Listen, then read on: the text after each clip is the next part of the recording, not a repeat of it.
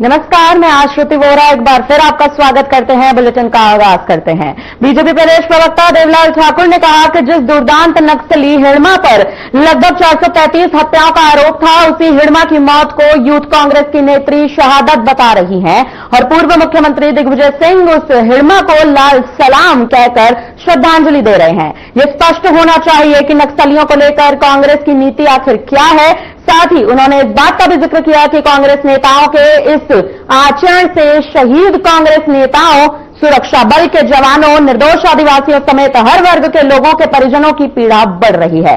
कांग्रेस के संरक्षण में नक्सलवाद फलता फूलता रहा है। कांग्रेस नक्सलियों की आड़ लेकर जनजाति क्षेत्रों में विकास करना ही नहीं चाहती ताकि आदिवासी मूलभूत सुविधाएं व विकास से दूरी रहे।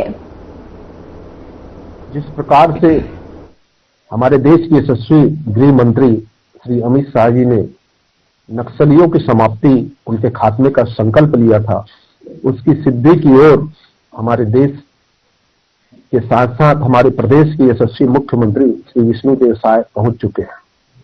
निश्चित ही बहुत सारे नक्सली नेता मारे गए या पकड़े गए या समर्पण कर दिए। यह सरकार के प्रति विश्वास को भी दिखाता है कि किस प्रकार से नक्सली समर्पण करके भी विकास के रास्ते मुख्य धारा से जोड़ रहे हैं। लेकिन जब से हिड़मा मारा गया है, उसके पहले से ही इस प्रदेश में, इन्हीं देश में कांग्रेस को ये स्पष्ट करना चाहिए कि कांग्रेस किस नीति के साथ है। आज हिड़मा के मारे जाने के बाद चाहे प्रीति मांझी हो, जिनकी महासचिव है यूथ कांग्रेस की, या फिर इनके पूर्व में मध्य प्रदेश के मुख्यमंत्री रहे श्री दिग्विजय सिंह हो, जो नक्सलियों को क्रांतिकारी बताते हैं, सोनी सोरी की वीडियो को क्लिप करते हुए लाल सलाम लिखते हैं, वो हिड़मा जो 435 से 36 हत्याओं में डायरेक्ट रूप से शामिल है और जो 25 तारीख झीरम घाटी हत्याकांड है, जिसमें इनके शीर्ष नेतृत्व के सारे लीडर मारे गए थे, जिसमें शहीद महंत कर्मा जी, नंद कुमार पटेल जी, विद्याचरण शुक्ल जी, ये सारे कांग्रेस के लीडर मारे गए। उनको मारने वाला हिड़मा, जिसके लिए लाल सलाम दिग्विजय सिंह लिख रहा है, उन्हें तनिक भी लज्जा नहीं आई कि इनके परिवार के लोगों को जो मार दिया गया, जो कांग्रेस के लोग मारे गए, वो कांग्रेस के ही लीडर नहीं थे, छत्तीसगढ़ के भी नेता थे, महंत कर्मा, विद्याचरण शुक्ल, नंद कुमार पटेल। ऐसे लोग को मारने वाला हिड़मा दुर्दांत नक्सली, जिनके सम्मान में आज कांग्रेस कसीदे गढ़ रहे हैं। तो कांग्रेस को इस देश में स्पष्ट करना चाहिए, राहुल गांधी जी को स्पष्ट करना चाहिए कि दिग्विजय सिंह क्या कांग्रेस में रहने लायक है कि नहीं है। उनके विरुद्ध में क्या कांग्रेस कार्रवाई करेगी या नहीं करेगी। आज जब जब नक्सली समर्पण किए हैं, नक्सली मारे गए हैं, इस प्रदेश के कांग्रेस कमेटी के अध्यक्ष ने तब तब आधार कार्ड मांगा है। तो जब जब नक्सलियों के खिलाफ एक बड़ी कार्रवाई होती है, तब तब कांग्रेस उनके समर्थन में आ खड़ी होती है। जब इनकी शासनकाल था 5 साल, जब 2018 से 23 तक कांग्रेस की शासनकाल रही, उस समय जो हत्याएं हो रही थी वो भारतीय जनता पार्टी के नेताओं की हत्याएं हो रही थी। उस समय आप देखेंगे, चाहे नारायणपुर हो, मानपुर हो, वहां पर भारतीय जनता पार्टी के बीजापुर हो पदाधिकारियों को टारगेट करके मारा जा रहा था। तो ऐसी स्थिति में इन्हें स्पष्ट करना चाहिए कि ये नक्सलियों की विचारधारा का समर्थन करते हैं या इस समय जो भारतीय जनता पार्टी की सरकार नक्सलियों को खत्म करने के लिए छत्तीसगढ़ में कार्य कर रही है और लगभग छत्तीसगढ़ से नक्सली समाप्त होने की स्थिति में है। ऐसे समय में क्या कांग्रेस भारतीय जनता पार्टी की सरकार का समर्थन करती है? छत्तीसगढ़ में सुख शांति के लिए इस सरकार का समर्थन करेगी? ये तय करके कांग्रेस के लोगों को बताना चाहिए कि इस देश में ही नहीं, इस प्रदेश में किस विचारधारा के साथ कांग्रेस आगे बढ़ रही है। दुर्ग कलेक्ट्रेट में भारतीय प्रौद्योगिकी संस्थान भिलाई और छत्तीसगढ़ सरकार की संयुक्त पहल से एक महत्वपूर्ण समझौता ज्ञापन हस्ताक्षर समारोह का आयोजन किया गया। ये कार्यक्रम दुर्ग में आईटी पार्क के विकास और प्रौद्योगिकी सहयोग को बढ़ावा देने के उद्देश्य से आयोजित हुआ। इस कार्यक्रम में मुख्य अतिथि के रूप में शिक्षा मंत्री गजेंद्र यादव विशेष रूप से मौजूद रहे थे। आपको बता दें कि इस मौके पर उन्होंने कहा कि इस आईटी पार्क से दुर्ग में रोजगार के नए अवसर मिलेंगे। शहर के युवाओं को अब बाहर पलायन करने की जरूरत नहीं पड़ेगी।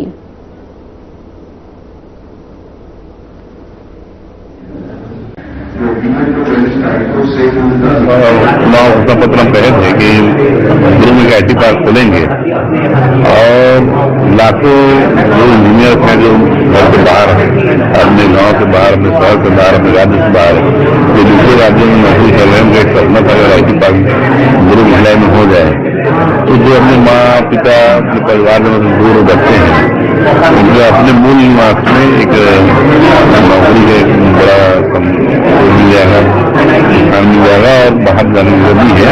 और लगातार प्रयास किए 35 कंपनियां इन्वेस्ट कर रही है और बहुत जल्द इस महीने के अंदर जो आईटी पार्क चालू हो जाएगा। देखिए, जिस तरह से सबसे पहले तो मैं बहुत बहुत बधाई और शुभकामनाएं देती हूँ दुर्ग शहर को और धन्यवाद करती हूँ माननीय मुख्यमंत्री जी को और हमारे शिक्षा मंत्री को कि उन्होंने हमारे दुर्ग शहर में आईटी पार्क लेके आए हैं।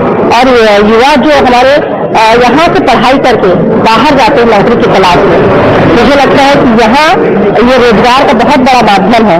यहाँ युवाओं को रोजगार मिलेगा और रोजगार के साथ साथ ही क्योंकि बाहर जाने की जरूरत नहीं पड़ेगी तो अपने घर परिवार में ही रहेंगे। ये बहुत बड़ी सौगात है। सबको बहुत शुभकामनाएं। जो दुर्ग में आज आ रहा है, ये राज्य का अपना पहला आईटी पार्क है जो इस तरह से आ रहा है।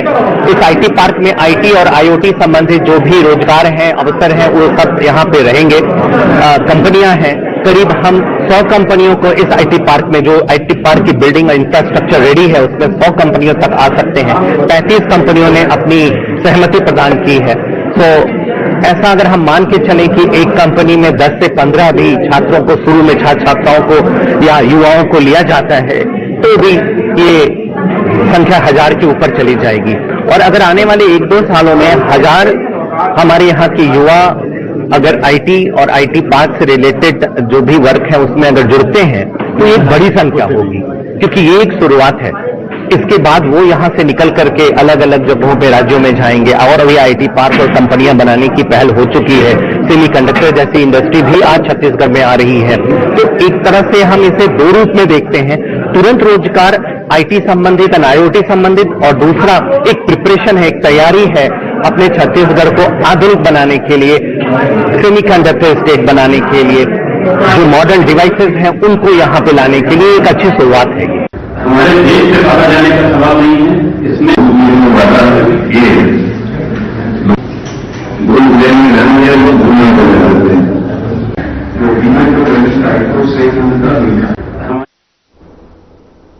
बिलासपुर जिले में धान खरीदी व्यवस्थित रूप से शुरू हो चुकी है।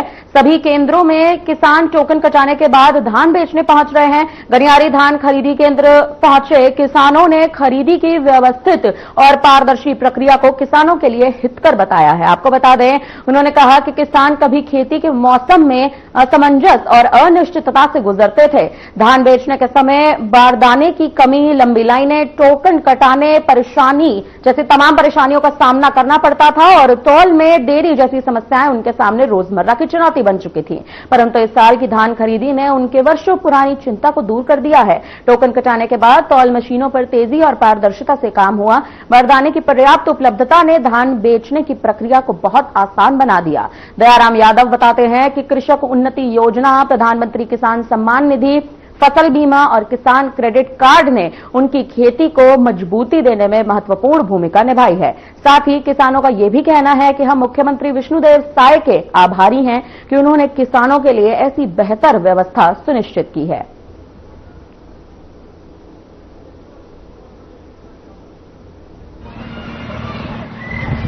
गनियारी धान मंडी में धान लेकर आया हूँ। मेरा धान 18 कुंटल आया है, कोई प्रॉब्लम नहीं है। मुख्यमंत्री को धन्यवाद करते हैं। मेरा नाम विश्राम प्रसाद कौशिक, ग्राम चौभट्टी कला का निवासी हूँ। मैं धान लेकर के आया हूँ अपने 80 क्विंटल, जो कि मेरे को लाने के तुरंत पश्चात बारदाना मिल गया। मैं धान लेकर के आया हूँ गनियारी सोसाइटी में। मेरे को कोई प्रकार का दिक्कत नहीं है, लाने के तुरंत पश्चात बारदाना मिल गया और कोई परेशानी नहीं है। मैं मुख्यमंत्री का धन्यवाद करता हूँ। कहाँ का है? 10 10 किसान का आया है। ठीक है, 10 का कितना हुआ बताओ मेरे को। खबर कांकेर से सामने आ रही है, जहां भानु प्रतापपुर ब्लॉक के ग्राम पंचायत कच्चे में शिव महापुराण कथा का आयोजन होने जा रहा है, जिसमें हजारों की संख्या में श्रद्धालुओं के पहुंचने की उम्मीद जताई गई है। कथास्थल में सुरक्षा को लेकर जो व्यवस्था होगी उसके बारे में आकाश श्रीमाल ने बताया कि कथास्थल में किसी भी प्रकार की असुविधा न हो, इसका पूरा ध्यान रखा गया है। इसकी पूरी व्यवस्था की जा रही है। जगह जगह पर पुलिस जवानों की तैनाती रहेगी और किसी भी प्रकार के असामाजिक तत्व पर पूरी निगरानी रखी जाएगी। आपको यह भी बता दें कि इस कथा का आयोजन 26 नवंबर से 2 दिसंबर तक किया जाएगा, जिसमें हजारों की संख्या में पूरे छत्तीसगढ़ के लोग पहुंचेंगे।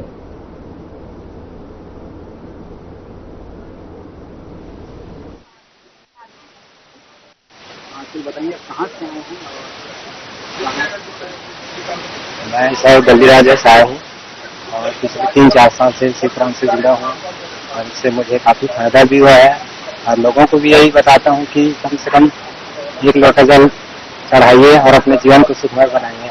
पहले में और अब में मेरे जीवन में बहुत परिवर्तन आया है।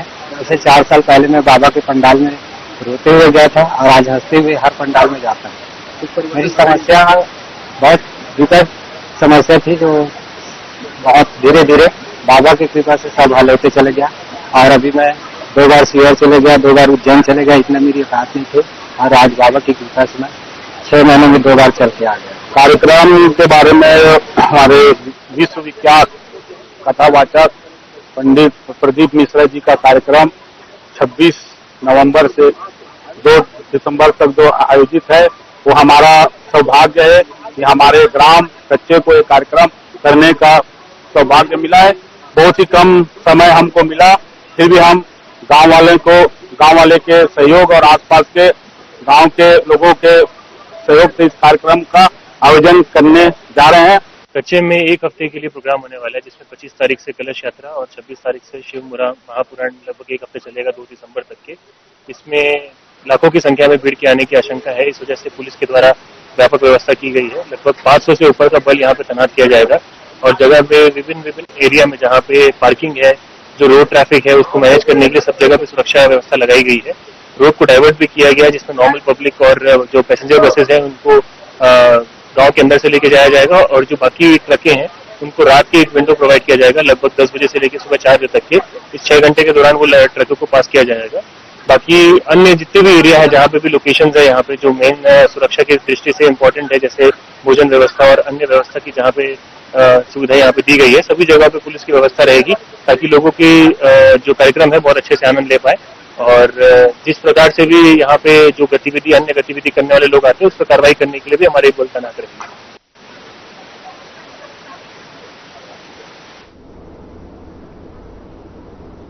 फिलहाल हम यहाँ पर रुकते हैं एक छोटे से ब्रेक के लिए। बने रहिए हमारे साथ, जल्द लौटेंगे।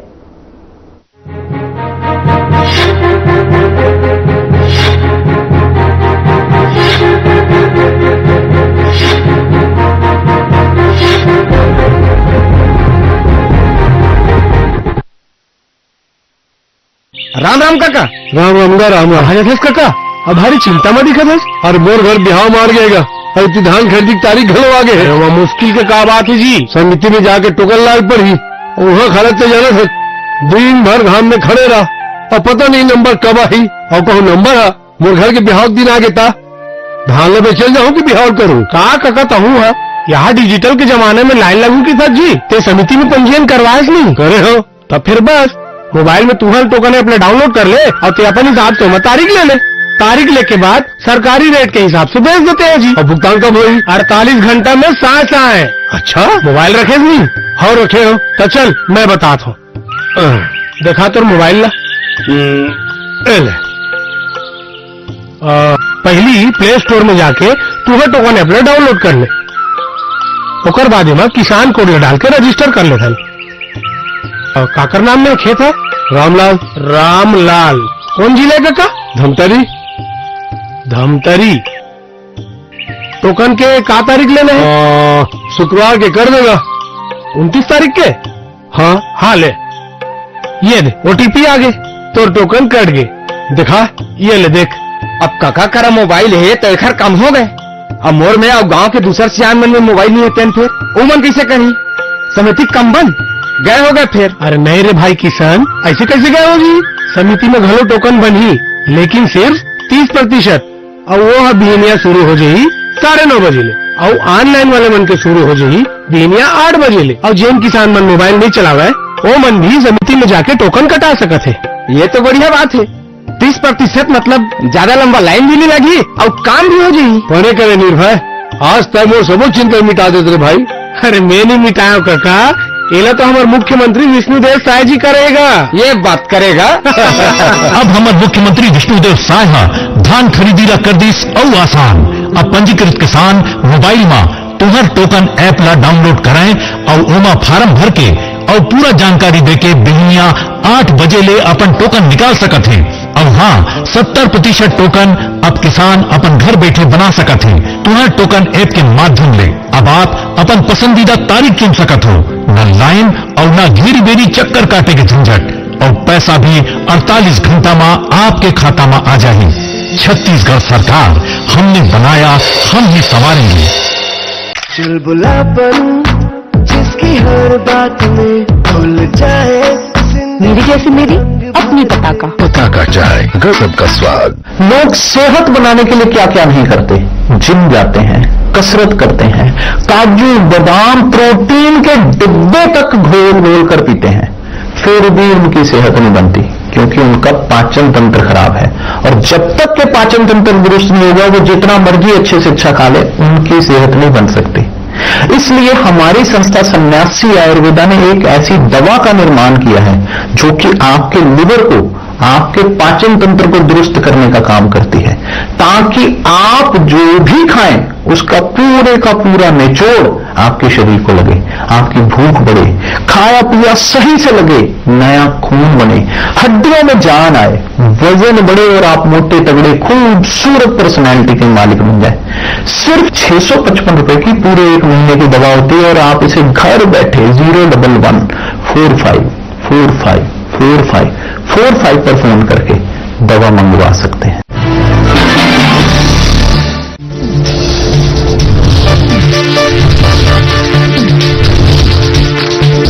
साधना इंस्टीट्यूट के छात्र हर साल नए नए जगहों पर, नए नए संस्थानों पर काम करने के लिए जाते हैं, उन्हें प्लेसमेंट मिलता है और साथ ही साथ वो संस्थानों का और साधना इंस्टीट्यूट का नाम भी रोशन करते हैं। तो अगर आप इलेक्ट्रॉनिक मीडिया, मास कम्युनिकेशन,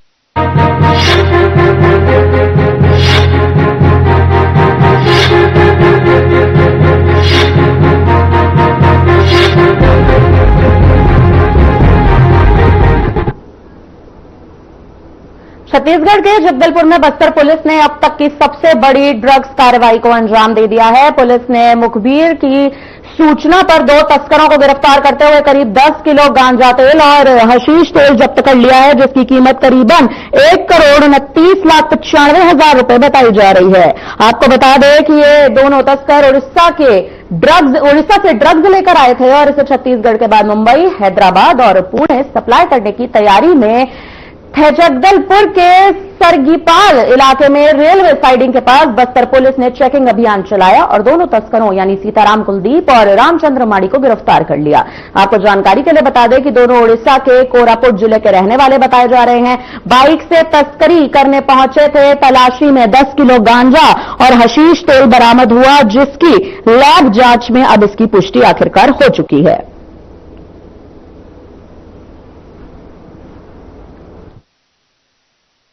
निरंतर कुछ महीनों से बस्तर पुलिस द्वारा एसपी शलभ सिन्हा सर के मार्गदर्शन में मादक पदार्थों के ऊपर ताबड़तोड़ कार्रवाई की जा रही है।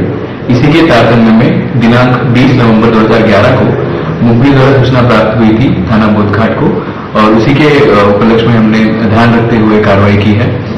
इसमें यह सूचना प्राप्त हुई थी कि 2 युवक उड़ीसा से मोटरसाइकिल पर किसी प्रकार के मादक पदार्थ अपने बैग में लेकर आ रहे हैं।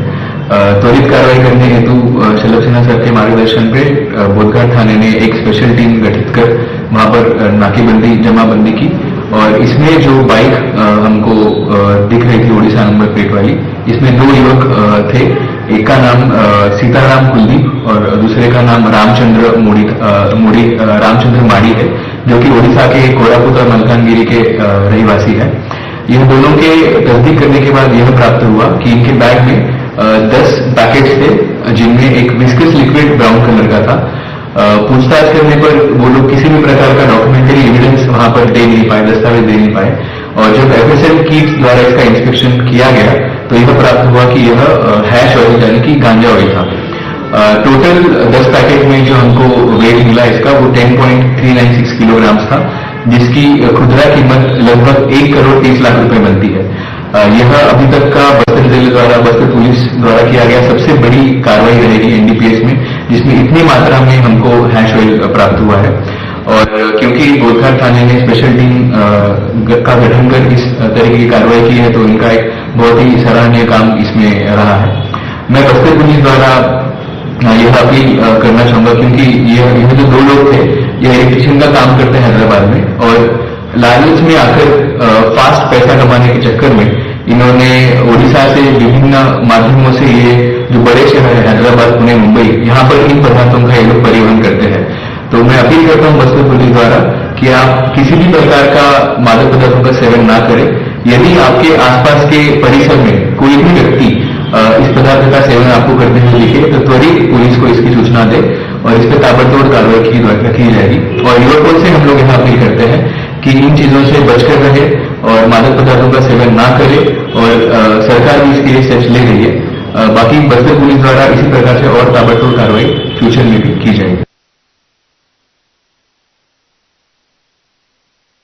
खबरों में आगे बढ़ते हैं। राजनांदगांव के ममता नगर निवासी से एक बड़ी खबर इस वक्त सामने आ रही है। आपको बता दें, परिवार और परिजनों ने ढोल धमाके के साथ जोरदार स्वागत किया है और स्वागत हुआ है तुषार का। जी हां, तुषार फिलहाल जिला न्यायालय परिवार न्यायालय सहायक ग्रेड 3 के रूप में कार्यरत है। उनकी सफलता ने जिले के युवाओं में नई उम्मीद जगाई है कि जुनून हो तो कोई भी मंजिल मुश्किल नहीं होती। जानकारी के लिए बता दें, तुषार मंडावी की सफलता उन युवाओं के लिए प्रेरणा बन चुकी है जो नौकरी के साथ भी बड़े सपने देखते नजर आ रहे हैं। तुषार की इस उपलब्धता पर पिता का कहना है कि बेटे ने हमारा ही नहीं बल्कि पूरे राजनांदगांव जिले का नाम इस वक्त रोशन कर लिया है। तो वहीं जब से इस बात की खबर सामने आई है तब से उनके घर आने वालों की भी भीड़ लगातार बढ़ती जा रही है। आपको बता दें, तुषार मंडावी ने PSC की परीक्षा पास की है। DSP बनकर उन्होंने जिले का नाम रोशन किया है। कड़ी मेहनत से उन्होंने अपना मुकाम हासिल किया है और अब उनके घर में लोगों का जो हुजूम है वो बढ़ता नजर आ रहा है, क्योंकि कहीं ना कहीं उनकी सफलता जो है वो अब आसमान छू रही है। भागदौड़ करने में ये मेरा बचपन से रहा था। जब बचपन में सोचता था कि जैसे अधिकारी बनना है तो समाज में जाके समाज का काम कर सके, और कॉलेज के बाद मैंने क्लियर कर लिया था कि मुझे CGPSC में अपना करियर बनाना करके, और उसके बाद से निरंतर प्रयासरत रहा है। और मेरा पहला प्रयास है इसमें मुझे DSP के पद के लिए चयनित किया गया सर। ये वर्तमान में आप कहाँ पदस्थ है तो तैयारी कैसे की है? वर्तमान में मैं कुटुंब वाला राजनांदगांव में सहायक ग्रेड 3 के पद पर कार्यरत हूँ, और तैयारी अब मैं सर्विस के साथ ही कर रहा था। तो इसमें सर्विस के साथ करते करते जो हमारे प्रशासनिक अधिकारी थे श्री जयेंद्र बारसे सर, उनका विशेष सहयोग रहा है। उन्होंने एक व्यक्तिगत तौर पर मुझे सहयोग और प्रेरित किया है, तो सर्विस में उनका बड़ा योगदान रहा मुझे सहयोग करने में। जिला कोचिंग के आप यहाँ तक पहुंचे, क्या कुछ कठिनाई हुई? यहाँ पे आप इतनी बड़ी परीक्षा में हम तैयारी करते हैं तो हमें एक मेंटोर की जरूरत पड़ती है। तो अपने पास अगर कोई अच्छा मेंटोर है जो हमें गाइड कर सके तो हम बिल्कुल उनसे मेंटोर लेते हुए जहाँ डाउट है करते हुए, डाउट आते हैं बहुत सारे, तो क्लियर करते हुए तैयारी करिए, होता है सर। इस सेवा में जाने के लिए कैसा प्रेरणा कैसे मिला? जैसे कि हमारे पिताजी खुद एक यूनिफॉर्म जॉब में नगर सैनिक के पद पर है, और उनके बचपन से अधिकारियों के बारे में प्रेरणा की कहानी सुनते थे, तो कहीं न कहीं रुचि शुरू से बन गई थी। और जब बड़े हुए तो पता चला कि ऐसा पद है जिसमें हम समाज में जा करके उनके लिए बेहतर कर सकते हैं, तो हमें लगा कि ऐसा अवसर मिलेगा तो हमारे जीवन धन्य हो जाएगा, इसलिए हम इस क्षेत्र में आना चाहें। किसको श्रेय दे रहे हैं इस पूरे में? ये अब इतनी बड़ी उपलब्धि है तो सबसे पहले तो माता पिता, हमारे गुरुजन है, और जो हमारे वेल विशर है, सभी को बहुत बहुत धन्यवाद। उनका प्यार था, और इस बड़ी उपलब्धि में हर व्यक्ति का योगदान है मेरे हिसाब से, तो क्योंकि छोटी चीज भले नहीं जाएगी, बड़ी चीजों को बनने में बहुत समय लगता है और हर व्यक्ति का योगदान रहता है इसमें। युवा पीढ़ी को क्या कहना चाहिए कि जो इस क्षेत्र में आना चाहते हैं कैसी तैयारी करें? जी, आप अगर एम तैयार कर लेते हैं कि हमको बनना है करके, तो उस पर निरंतर अडिग रहिए और प्रयास करते रहिए, और अपने समय का इंतजार करिए कि हर व्यक्ति को एक मौका जरूर मिलता है, और जब मौका मिले तो उसको लपेट लीजिए। सबसे पहली बात तो अपने इष्ट देव को प्रणाम करते हो। उसके बाद सीजीपीएससी की बात है तो मेरा बच्चा शुरू से मेधावी रहा है, पढ़ाई में भी, और उसका सपना था जब मैं सैनिक के पद में ड्यूटी में हूँ तो कलेक्टर ऑफिस, एसपी ऑफिस, थाना सभी जगह ड्यूटी में जाते थे, तो इसके बारे में बताता था मैं अपनी ड्यूटी के बारे में। तो उसको इसी बात को उसको अंदाज हुआ कि नहीं पापा सब चीज सुविधा मिलती है, एसपी साहब को भी कार्यालय में ड्यूटी किया हूँ मैं, बसंतपुर कोतवाली, यहाँ सब ड्यूटी किया हो, तो बताता था अपने ड्यूटी के बारे में। तो उसको लगा कि वर्दी मतलब एक ऐसा विभाग है जिसमें मान सम्मान ज्यादा मिलता है। मेरे पापा ही छोटे से पद में इसमें इतना बड़ा सम्मान मिलता है, कहीं कोई दिक्कत नहीं थी। तो इसी सोच के ये लड़का इस विभाग का सोच है, सोच रहा है।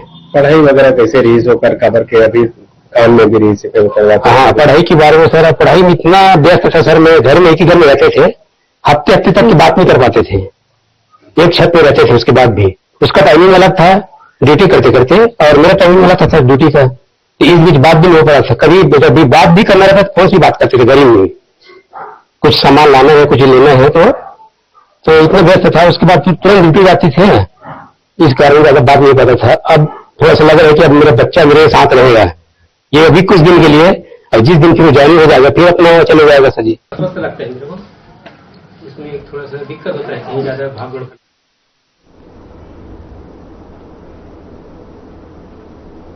फिलहाल हमारी तरफ से आपके लिए इस बुलेटिन में इतना ही। बने रहिए हमारे साथ, देखते रहिए हमारा खास चैनल। दीजिए मुझे इजाजत, नमस्कार।